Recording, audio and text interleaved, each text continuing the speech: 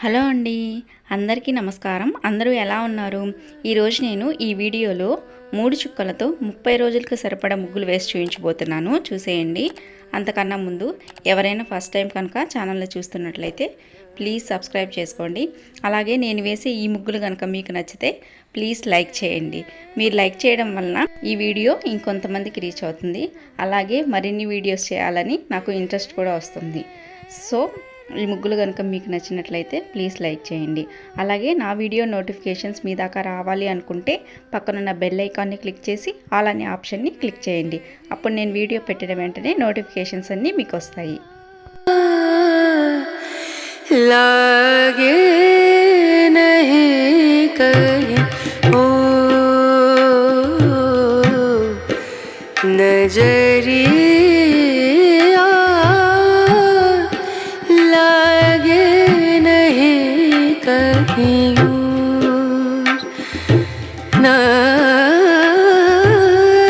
नजरिया लागे नहीं कहीं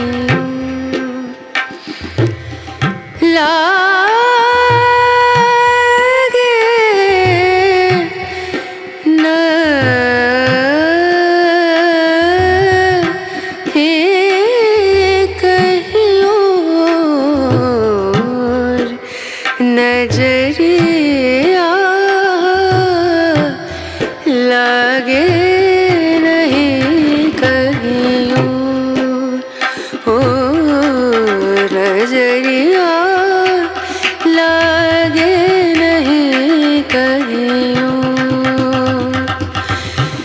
नजरिया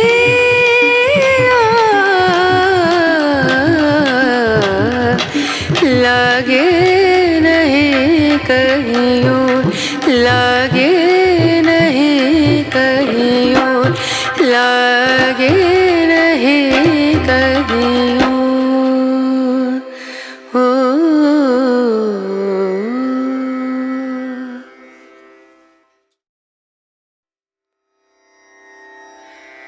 रना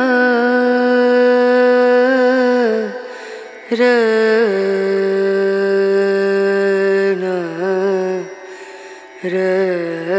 रनु रे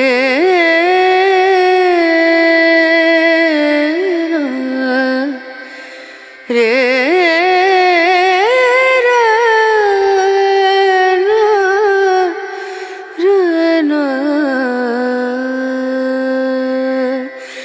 नजरिया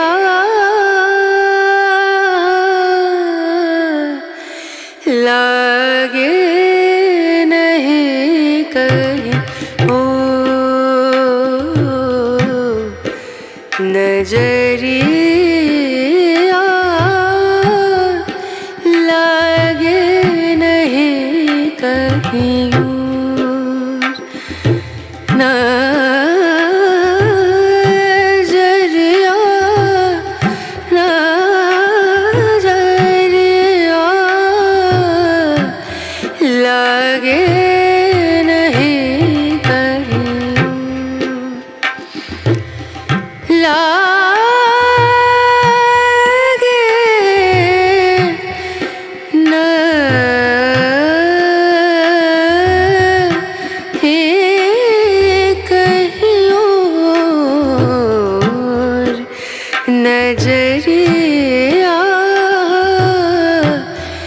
लागे नहीं कहीं और नजरिया लागे नजरिया लागे नहीं कहीं नजरिया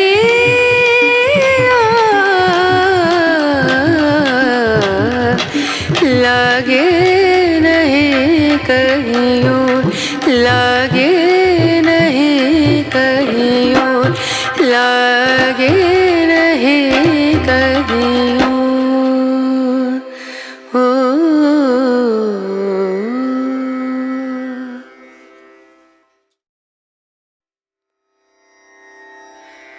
रना रना रनु रे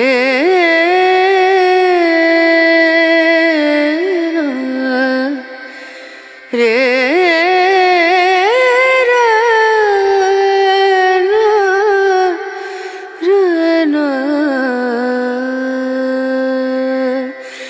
नजरिया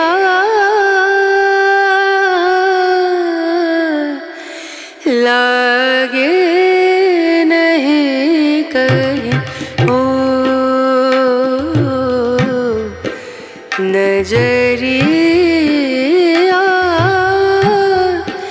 लागे नहीं कहीं लागे नहीं कहीं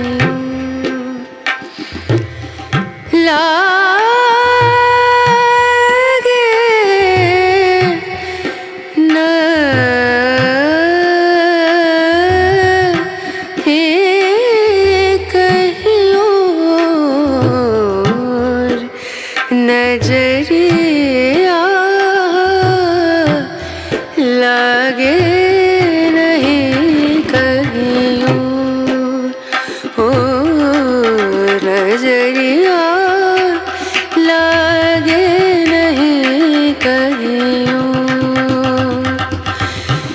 नजरिया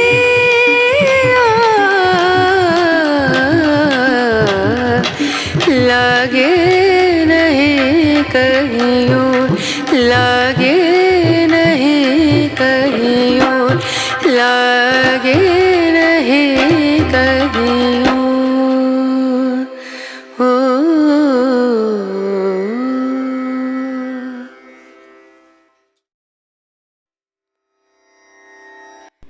ఇవేనండి 3 చుక్కలతో 30 రోజులకు సరిపడా నేను వేసిన ముగ్గులు.